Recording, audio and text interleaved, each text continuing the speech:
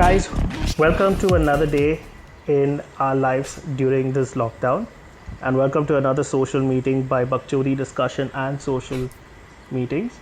I'm Lionel Herbert, and today we have the usual guys, Edgar and Ethan joining us. What's up? Hey guys, glad to be here. So how's it going around with you guys? Edgar, how are you, man? Like I heard there was an earthquake around at Nasik, bro. Are you fine? Before I answer a question, just tell me how many years do you know me for? How many years do we know each other for? I don't know if I count back to 2014? I think so. It's like 6 years. Yeah, bro. 2014, bro. So that's 6 years? Yup. And you don't know that I live in Nagpur. You're still asking me if I'm living in Nasik.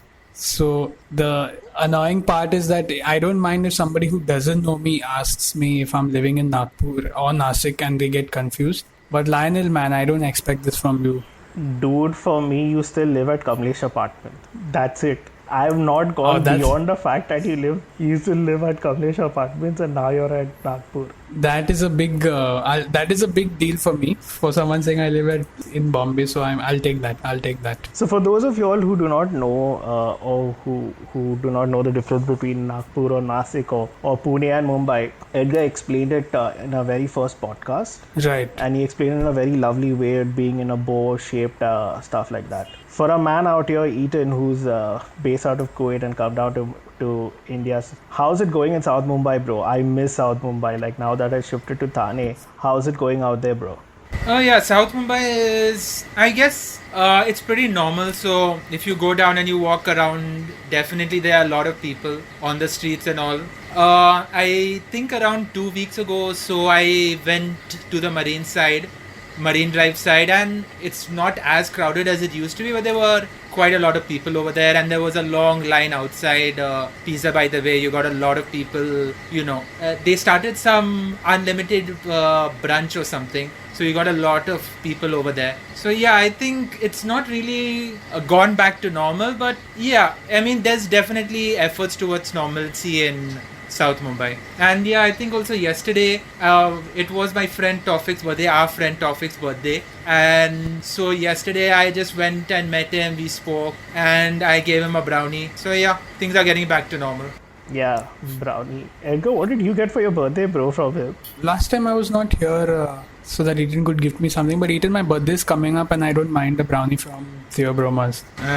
Yeah, I don't know. So it's okay if Edgar, definitely I owe you something, but in the past, I think I've mentioned in the past sessions that I tried to give something to Lionel for his birthday, but the guy just doesn't want anything, so... Come on, he treats you like a kid, man. Like, you get ice cream, you get brownie, you're gonna get lollipop. I do not know if you're gonna get lollipop or candy. But another question that bothers me, Edgar, does Nagpur have Theobromas? Unfortunately, with a big heavy stone on my head, I have to say no. No, man. There's no branch of Theobromas in Nagpur, and I so badly wish there was one, but there isn't. So there's this other thing that is like bothering me nowadays. Now that if you're like keeping in touch with the latest happenings, yeah. There's this one particular meme, and now that we're talking about Theobromas and stuff and gifting people like ice creams and all, there's this one particular meme that is like bothering me totally. What's that? In the recent years. रसोड़े में कौन था? Oh yeah, dude, that video was amazing. That was a proper entertaining viral video, and I really enjoyed it. Ethan, have you seen that video? No. Just because in Hindi it's sort of like you could get it or something. Yeah, I haven't come across it. I have no context on that. So for everyone who's not heard that video or who's not heard that meme, Edgar, could you share light on to what is the happenings in that particular video or that meme? So basically, I forgot the guy's name, man. Shit, what's his name? Vijay Kumar or some Yash Raj, sorry. So there's this guy who is a music composer and he's a musician, and what he did is he took this clip from an old TV series and he remixed it in such a way. So there's this mother-in-law, I think so, she's talking talking to the daughter-in-law, and she's asking who boiled the chana.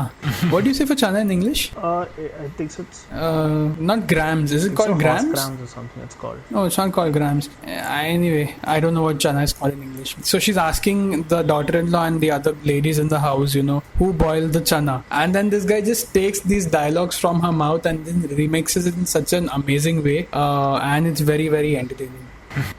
So yeah, Eaton, if you haven't watched it, and for those who are listening, if they haven't watched it, they should go to Instagram and check out his video. I'll check it out. It's damn good. I'll check it out. Yeah, so it's ideally not that. So the thing is, she's asking who put the cooker on the gas without the chana. Like rasode mein kaun tha? Oh, that is what it is. मेथी तुमती मेथी कौन थी? कल मेरे साड़ी पे juice गिरा था और खाली cooker gas पे चढ़ा दिया. So that's telling you someone has put the whole cooker under the gas. So I just realized I went through the entire video without even understanding what the lyrics were and what the whole premise of the joke was, and I'm just thinking it's so amazing and so funny because he's remixed it. So that's what it is. So it's an empty cooker without any grams. Yeah, it was an empty cooker put on the gas without any grams, and it was totally like that.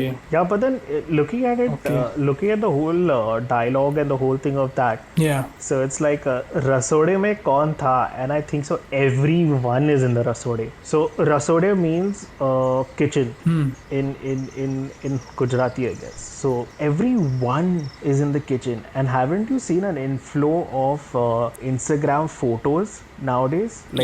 All your friends have suddenly become foodpreneurs. Right. Ethan, what do you say about that? Isn't that bugging you? How people all of a sudden have gone from sitting and clicking photos at a restaurant to actually cooking at home and this, what you say, uploading pics. Yeah, I mean, if you look at it, people have a lot of time because their commutes are no longer there. So I guess they have a lot of time actually, they have a lot of time to actually go online, search, and basically make all this stuff. And I think it's like the same thing is we can say about social media. It's the same thing in the sense that the food may look great, but it's not always palatable. So yeah.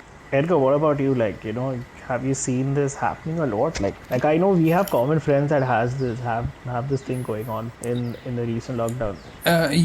So people are becoming food experts and chefs and whatever. And my very, very, very close friend of mine who was in Bombay, but then because of the lockdown, he's come back here to Nagpur. He is also going crazy. But then in his defense, he's a pastry chef. So he's learning. He's going to pastry school, and he's and he even has a page on Instagram called the Eighth Sin, and he keeps posting photos of this. In fact, he sends me these descriptions to just do a caption check and check it for grammar and punctuation and whatever before he posts it on Instagram. And yeah, man, honestly, it's quite annoying to see that everybody, literally everyone, is a self-proclaimed chef on Instagram. Yeah, but then if I look at it, it's like I have one of my close friends from college. Yeah. Who has started her Instagram page. Now she was if you look at her college pic, she was really, really bulky back then. Okay. Now she's gone into healthy eating and healthy food. She posts she gives out recipes onto your daily cooking which she has. Okay. And how you can live a normal life, go to the gym, hit the gym, but still eat your normal food. Right. And that is a whole take on this entire phase at this point in time. You can hit the gym, you need to have a balanced life, and she lost weight doing that. That's cool. And this is her whole thing which she's doing that. Yeah. But on the funny side of it, people also have started putting up very shady recipes like ginger garlic paste. Do you know that? No. How to make ginger garlic paste. I mean, dude, I am zero when it comes to the kitchen, so I don't know all these things. Don't you just have to, mash all the ginger and the garlic together? Is there something unique in making a ginger garlic paste? Yeah, exactly. But I would want to ask you both a question. Huh. I know Eaton cooks. Yeah. Edgar, I do not know if you hit the kitchen, but Eaton. Yeah. Your ginger garlic paste is usually what color when you actually see it? It's supposed to be whitish. Yeah, a whitish lemonish, right?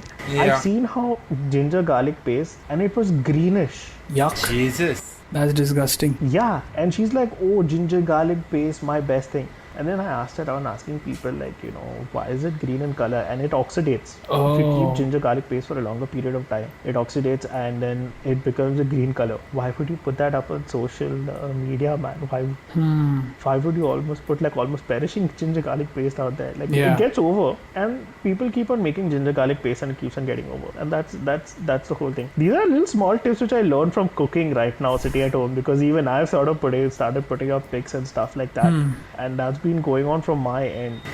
Have you guys learned anything new during this period of time? Eaten, like, I think so. You made fried rice that day. Like, Yeah. could you guide us through how you got the inspiration to suddenly pick up the ladle and make fried rice? Yeah. So chicken fried rice is one of those ubiquitous corporate India food. I mean, every vendor in corporate, if you go to any office building, there would always be a vendor who gives the Chinese counter. Right. So I think all of us definitely are familiar with chicken fried rice. So yeah, I mean, it's been a while since I had chicken fried rice. I think I used to have it once a week when I was actually going to my office. So I thought this time, let me just try and make it, and it was pretty easy. I mean, it's about separately frying all the ingredients in a wok and stuff like that. So it was a pretty easy process.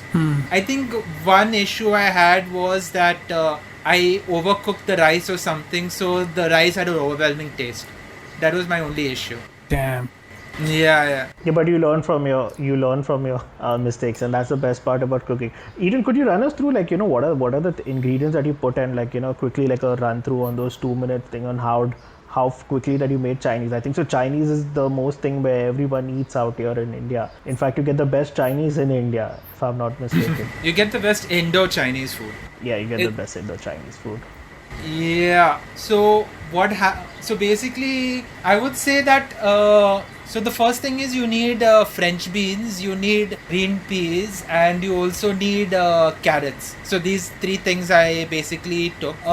One issue I had is while I was at the store, the bean clusters and the French beans looked really, really close to each other. I'm not sure whether you guys know the difference between a bean cluster and basically a cluster bean versus a French bean. I have no idea what you're talking about. Yeah. I would need to Google that, but I sort of have. So instead of buying French beans, in the end I actually bought bean cluster beans, which is like a totally different type of beans. So yeah, that is there. So then basically I just take those, you fry them a bit in a saute, you put in a little bit of soy sauce in there, and you basically fry it. For the chicken, what I did was I basically took chicken breast, basically just cut them into chunks, and then marinated the chicken breast in soy sauce for like half a day or so they get that soy sauce taste. And then basically, so then just basically fry both the chicken and the vegetables separately, and then rice I made it separately also, and then just mash them all together and just fry them a bit while using generous portion of soy sauce. And then you came out with something that looks like looks like chicken fried rice, and which can probably put it on Instagram. So you got this recipe from Google, or you got it from your mom? No, I just got it from Google. I think this chicken fried rice is one of those recipes that you can just find anywhere. Okay, it's a very simple recipe actually. Right, it's how you blend it together. Like I recently looked at the satay chicken recipe, and I replicated the entire process. If I have to like say it out here, it's like pretty simple. Again, you use chicken breast. Chicken breast is easy. 1 second. Where did you see it as in, like, in a restaurant, or you saw it on YouTube, or what? So I used to eat satay chicken at Catholic gym. And I was craving for satay chicken. Yeah. Like I was dying for it. Getting those pangs. And so I thought, like, okay, let me go and recreate it out here. Right. And then I was like, okay, cool. So what I did was I looked up the net, and I realized it was a peanut paste dish. So all I had to do was create the marinade, and once the marinade was done, I could just marinate the chicken breast into that. And I bought skewers and all at home, like bamboo skewers. And I do have an oven at home. That's the main thing. But you can also use it. You can also cook it using a pan as well.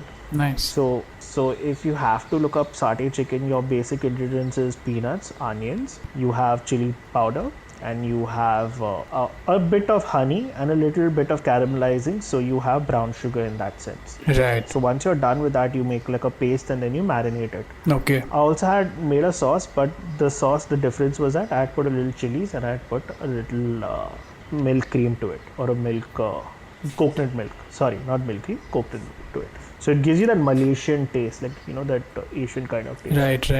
There are more to it. You could like add a little more spices and make it like whatever to your taste. What about you, Edgar? Did you learn anything? 1 second, before we go on to me, which is like there's really nothing to share. But I just want to know, when you're cooking, are you taking your mom's help for all these things, or I'm very curious to know that obviously there's going to be a point in time where everyone needs to know how to cook, whether you're a guy or a girl. What I'm curious to know is, do we really need to talk to our mom or to someone in the house to learn how to cook, or is Google really enough?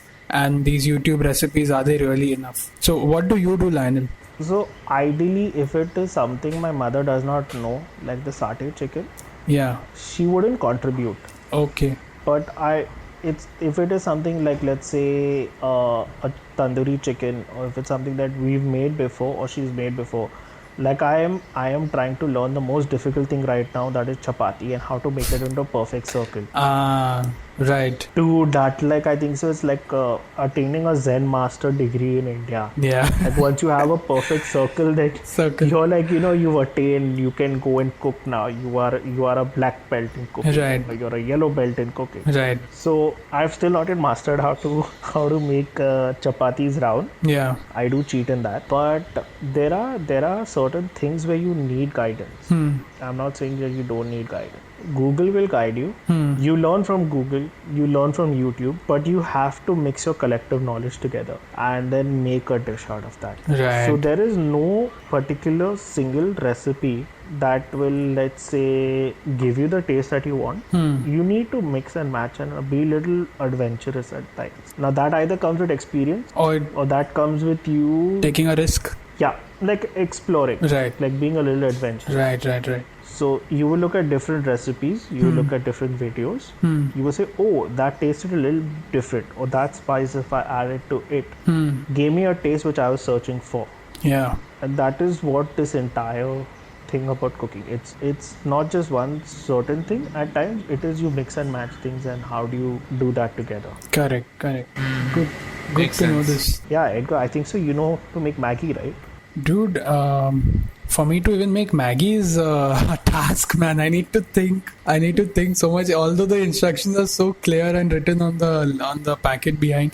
But I don't know, cooking is just something, I mean, I did try my hand at it. I can cut vegetables and onions and tomatoes and whatever I can cut, and I'm quite decent at cutting and chopping. But I just don't like the what do you call it? The path of cooking? No. What's the right word? The whole process. Feeling of going into kitchen. The process, exactly. I hate the process of standing there and, adding this, adding that, putting a lid on this, waiting for it to cook, and then counting the timer. And then I don't know, man. I just don't have the patience to cook. And cooking is if someone knows how to cook, it's it's like a life skill, literally. But I just don't have it, and I'm not interested in cooking at all. Well, that's surprising. You've been out of your house since quite some time, and you're like, right. You've not yet picked the skill up. But what do you say about it? Is it a necessary skill? Like even if you go abroad today, or if you, let's say, you've been abroad, right? You've been to Dubai. You were in Dubai for quite some time. Yeah. How you used to survive out there? Do you think it's an important thing that we need to know, irrespective of gender, irrespective of what? Yeah.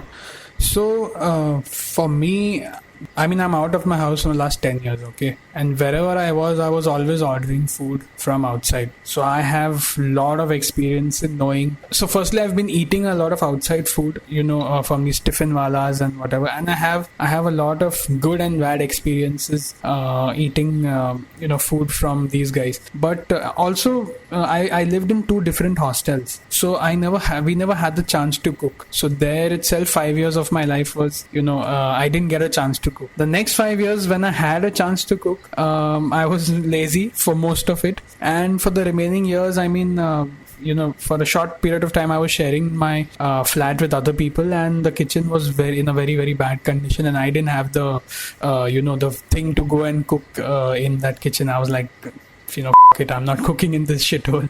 So yeah, this was when I was in Dubai.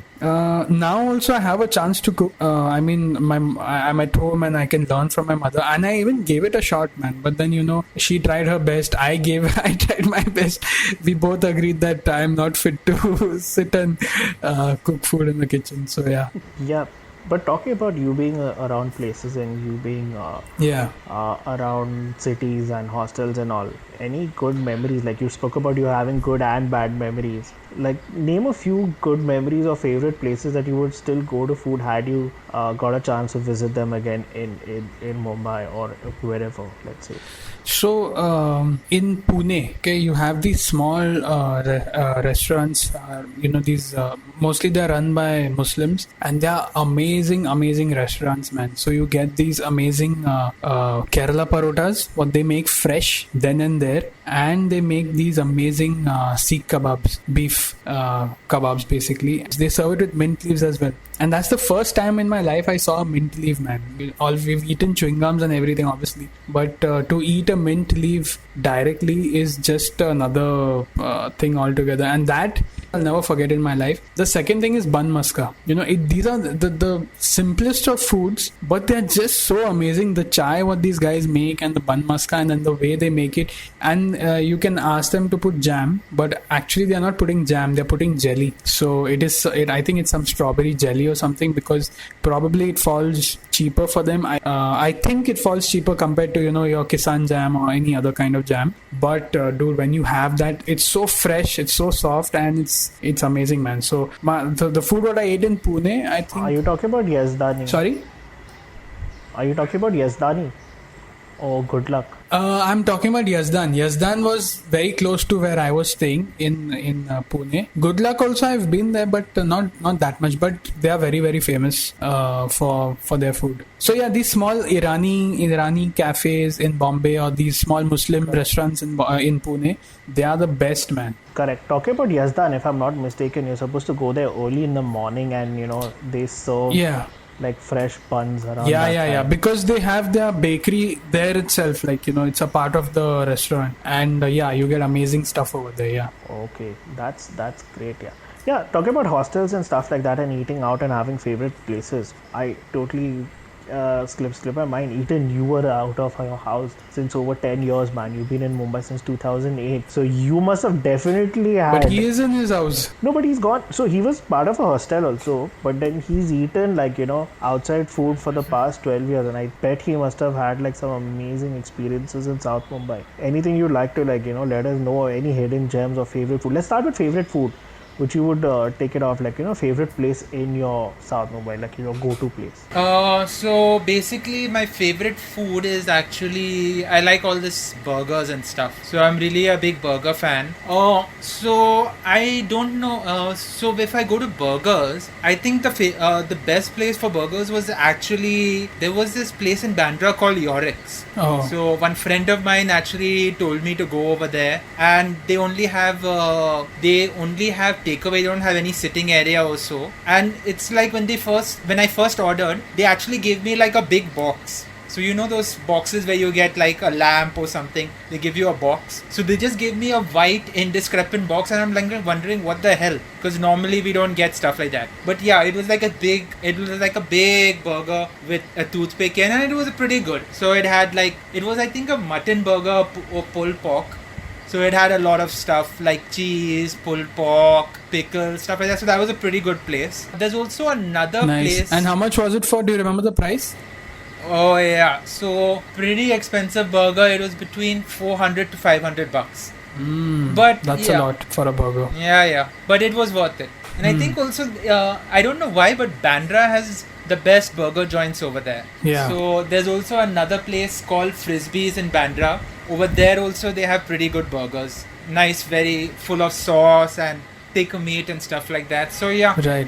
Now I think I've been missing those. Of course. Specifically now because of the whole lockdown and stuff, I have to get only from this McDonald's or what's this thing called Burger King. So over there it's not as great as if you go to all these single chains because you can actually taste the love in them. Right.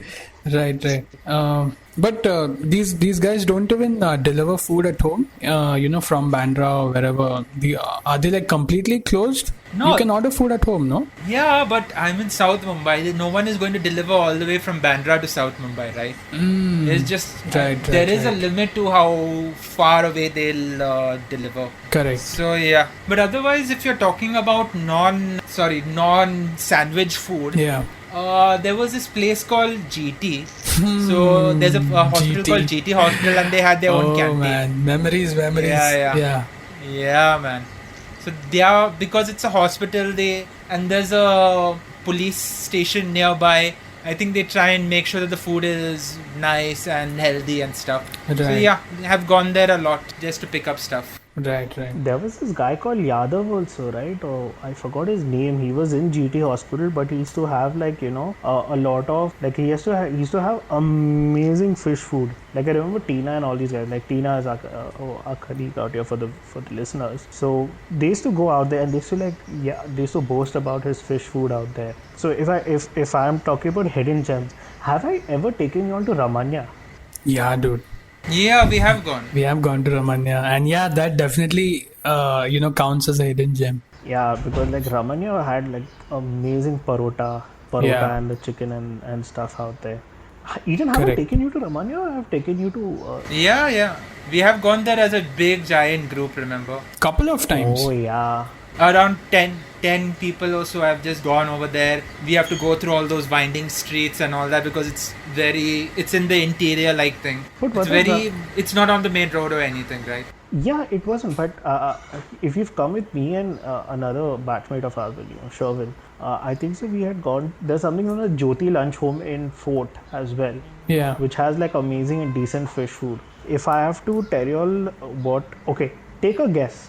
Take a guess on how much this bill would come. And knowing Sherwin, please tell me he's going to eat a lot.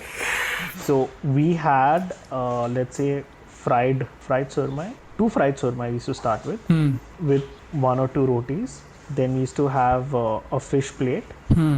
And we used to order for another prawn koli vada at the same time. Okay. And then we used to have another third gravy dish. Okay. Now, this is 2 fish plates, 2 fried surmais, yes, 2 or 3 parotas, yeah, and another gravy to go with. In an ideal situation, how much do you think we would have spent? A lot. But if I had to guess, I would say 400. Yeah, $500, $600. Go little low. 300. Okay, $50 more to that, Ethan. $350 for 2 people and so many dishes. Yeah. And I'm not kidding you. They don't pay GST, do they? I didn't get into that tax of them, man. They don't even take cards if I'm not mistaken. But these are like really small places out there, which are like, totally in the this, yeah. Like you have to go there. You need to go. These people and because of Sherwin, what used to happen? He used to go and eat there a lot. They used to give us another gravy dish with the surmai free. So it was like, like we were getting literally free food kind of things out there. Customer service.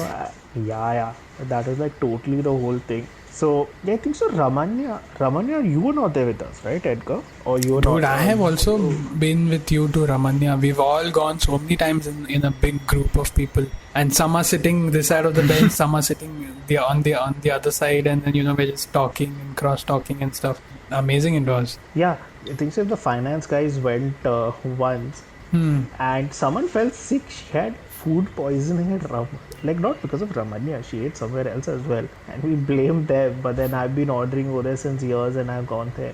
Yeah. And like she got food poisoning, and she was out for like 2 weeks. Any places where you would think of and say that oh crap, these are like disaster places. Never go there again. Or any experiences that you had with someone where you would like shit, I'm not going to visit this place ever again, kind of thing. So I didn't have such bad experiences, but whoever this person was from our class, right, who was out for 2 weeks because of stomach pain. But then there must be that kind of a person who, only eats at home and in fancy restaurants, and their stomach cannot take this street food kind of food, I guess. For me, I have had bad experiences, but they are mostly the usual bad experiences when I go to restaurants. Either the bill is too much or the food is not good enough or something like that. Not any striking, something very unique bad experiences. What about you, Ethan? For me, not. I like to think of myself as having an iron stomach, so I don't really ever get food poisoning or sort. Oh, but okay. yeah, the only reason I'll never ever go back is if it costs too much or if service is a little bit rude. Yeah, that makes sense. Yeah, that's right. I know, but you've never got food poisoning or you've never had a bad stomach, bro? No, I have had a bad stomach, but I not really remember right now as of now. But I don't really have any no-go places. I think I'll have to think a bit, I guess. Alright. No, but what is the worst thing or what is the most annoying thing that people do to you when you're eating food? Things that make you share. Make you share. Yeah, that is totally there. I'll share with you all a story also at the end of this entire thing and end this podcast. Yeah. But make you share. I've had one of the worst experiences in that. But what are the things that will annoy you while eating? Even on street food or something like that. For me, let me go ahead with this. I hate it when beggars come and worry you right when you're eating. Right. Now I know they are hungry. I know that they want food. Yeah. But at that point in time, your hands are dirty. You can't even take a wallet out and give them money. Yeah. Your hands are dirty. Basically, you don't want to dirty your money. You don't want to dirty your wallet. But at the same time, they are right at your face. Yeah. Any such situation or instances you guys or anything that you would really think that is really annoying? Dude, so I have a story to share, but it's not directly related to your question. I'm not sure if I've told you this thing to you guys before, but I am sure I've told it to somebody anyway. So one beggar came few days back to my house and she asked me for food, and she was a kid, okay? I mean, maybe 12, 13, 14 years old. And I was like, okay, let me go inside and get you see what's there and I'll get it for you. You know what she asked me? She's like, kitna time lagega? I was mind blown. She's asking me how much time am I going to take? I'm going and getting something for you, and I'm doing it because I understand. I mean, food and whatever, and I'm trying to do something nice for you. Don't sit and treat me like a waiter. You're asking the waiter, hey, how much time is it going to take to get this food? It's so annoying when they do that. So yeah, that's one thing what I witnessed recently. Not in any restaurant. But at home in my house. I would think that one annoying thing I have is you go out to, basically you want to meet friends, you guys want to talk and stuff, and then you go to a place where the noise is turned, where there's a lot of background noise. So for example, we had gone to that Irish pub cafe, so they play very loud music, so you can't even talk to the person opposite you or stuff like that. So yeah, that is pretty annoying. And I think another thing that probably we don't like is when the waiters basically the waiters keep messing up with their orders. So you order, I think this happened to, remember we had gone to, there was this pub called Pub Robot or something. We had met, was it a very crowded place? Yeah, over there also I think Craig had ordered one beer, they gave him a different beer. And then he spent the whole time over there just trying to figure out whether it was the same beer. Then he had to go and talk to the guy and stuff. So these places where your orders just keep getting messed up, and you have to actually, you can't just live the moment, you have to actually be vigilant and stuff like that. That also takes you a bit out of the whole mood. Right. Yeah, but I would visit these places. For starters, Irish is at that point in time, if you're referring to the night which we went to, it's a time where you're supposed to dance and not talk to people. It's sort of, you're supposed to do something else. And given a great example of how waiters mess up orders. This had happened to us with Catholic Gymkhana. Catholic, for all the listeners out here, Catholic Gymkhana is my quantum of solace. If I'm not at home, I'm out there trying to gain some insights in life, gain something. I might be with friends. That is very rarely, that's most of the time. But I'm also sitting there there alone, like, enjoying my own thoughts. So back to the topic, like, Sherwin and gang had ordered for crab cakes. It was Rooston's birthday. These are batchmates of ours. Okay. So these guys had ordered for crab cakes, and I was at another birthday party. Now, in that day itself, I had signed in 37 people in the Gymkhana, being a member. And they got a lot of money that day. And so these guys ordered for crab cakes, and we ordered for crab cakes. And their crab cakes came to our table, and we liked it, and we ate it up. Oh shit!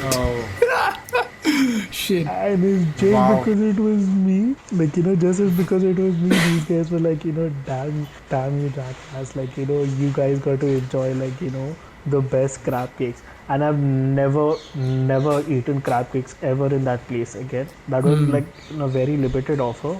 Yeah. And that was like that was it. Yeah. Any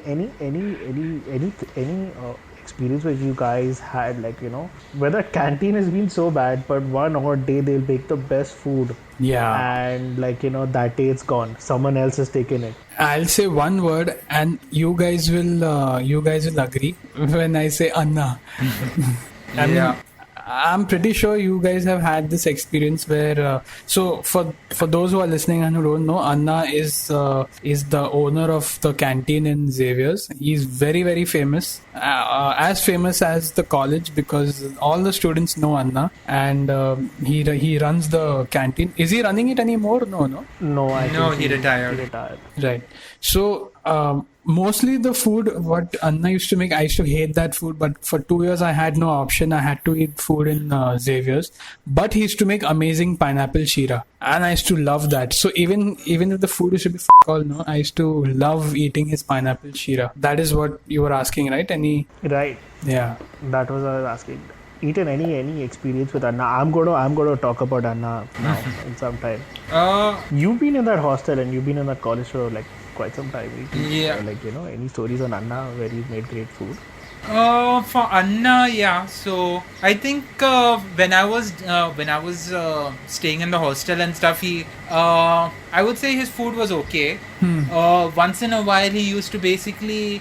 So his parathas were really famous. So what happens is sometimes if he had an excess of parathas or so, he used to just give it to the hostelites for free. Oh. So that's why you normally had to always be one of the first to go for lunch for dinner, just in case you get free parathas. So which is why that was one of the few surprises. You're going down and all of a sudden you see a plate of parathas and you're really happy and stuff. So yeah, that was one of the few things. And we used to have an annual hostelite day and stuff. Over there, he used to make quite a spread. So all the high class vegetarian dishes and stuff. So he can do a good when he has to. I have a question to ask you, Ethan. So when you were staying in the hostel, you used to. Was the food, you used to pay Anna separately for your food, or was it included in the hostel charges for the students? You had to pay. So you had to pay Anna separately for the food. So what he used to do is he had a register, which was the register, and every time you ordered something, he would write it down. And ideally, every month you would check the register, and you would pay him. Okay. So it was not included in the hostel fees. It was more in terms of pay as you go, like. Okay. Right. So talking about Anna is like, so for the listeners, I was only there during my 2 years of masters out there in Xavier. I was in another college, and like I had like various eating options at ISH and places like that, which was your general Chinese food and all. But Anna, one day, I do not know what had happened. So let me set the tone and the mood for you guys. It was raining, and it was not just raining, it was raining heavily. Yeah. And when it is raining heavily, you either want to grab an Old Monk or you want to grab a Maggie. Now it so happened that we were in college, and the closest best option I had was Maggie. And that day, he made the best Maggie on the planet. Wow. Like, I am not talking about just Maggie. He had added some masala to it. Like some crazy ass masala. His own masala. Which I cannot explain. Not his own masala.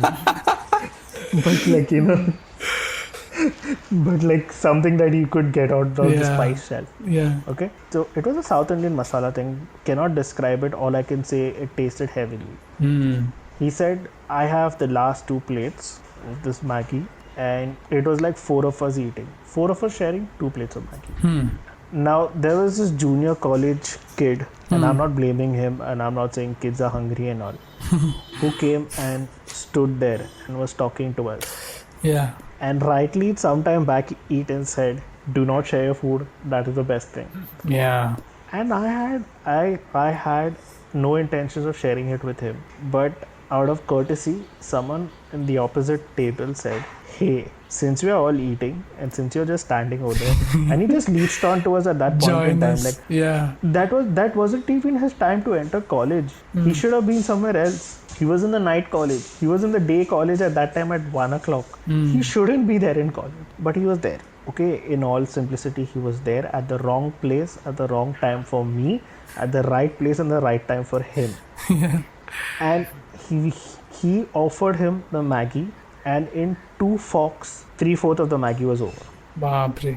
And I've never got to eat that Maggie again. He just rolled.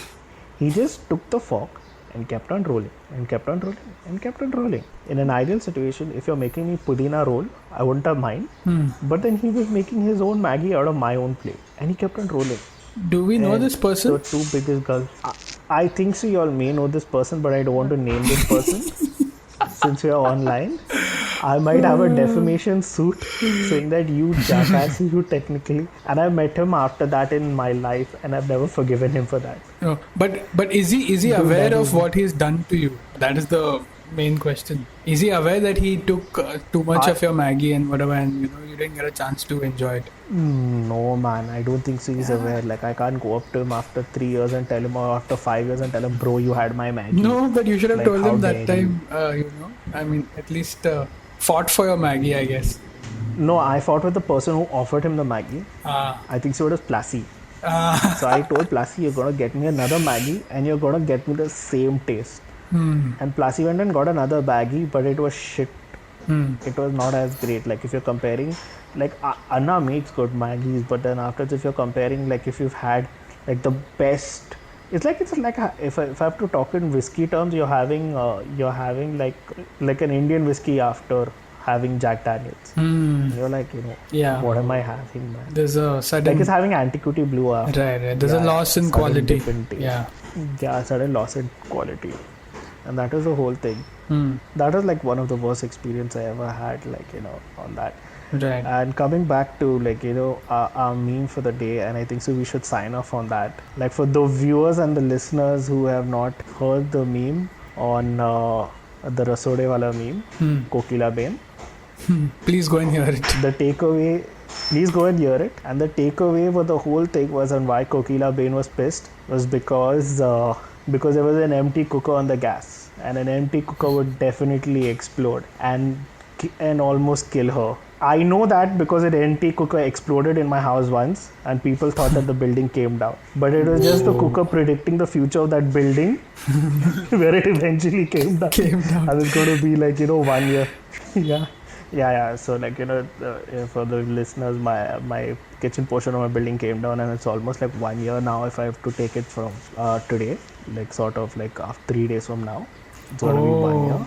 But damn. it's like, it's been like God's grace, I'm alive.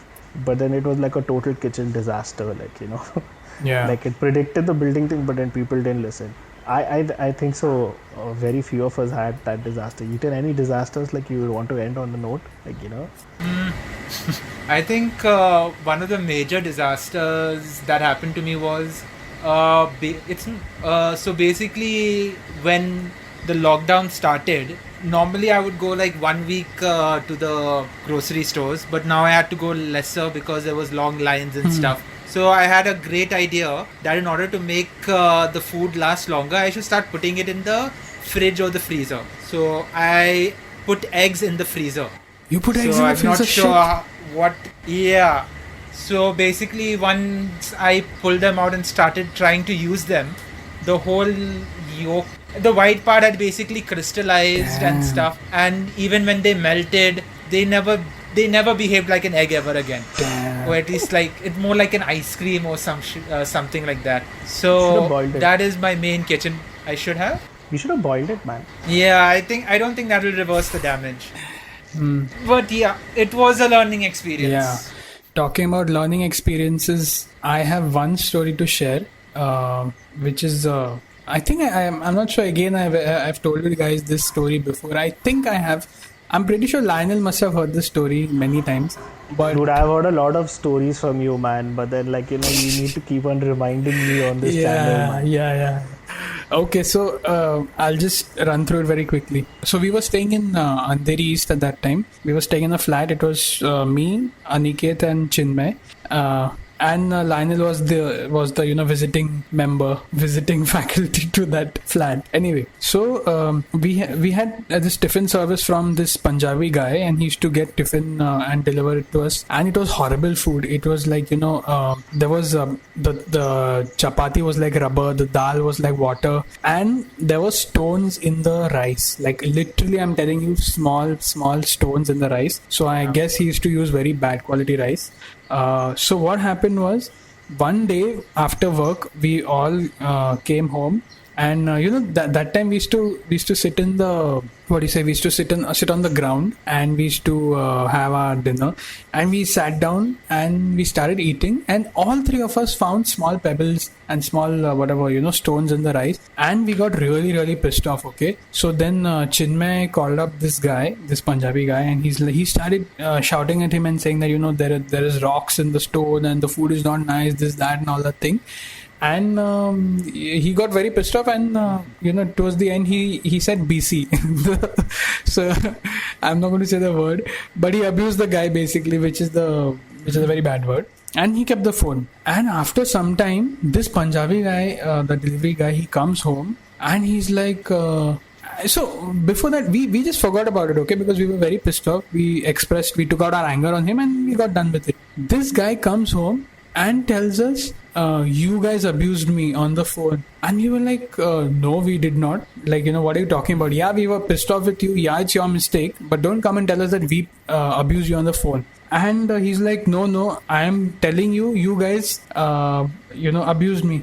So we were like, obviously, prove it. Like, you know, what did we say to you? Now, this guy whips out his phone and he plays back a recording of the call on his phone. And then he told us that because he's a delivery guy, he records all the conversations that he has so that he needs to remember, right, where he's delivering what is what and all the instructions and stuff. So in that conversation towards the end, we can clearly hear Chinmay saying BC to this guy, and now this guy is going to like literally beat up Chinmay, and we three are on one side and Chinmay and this guy is on the other side, and then dude, Chinmay's face literally fell.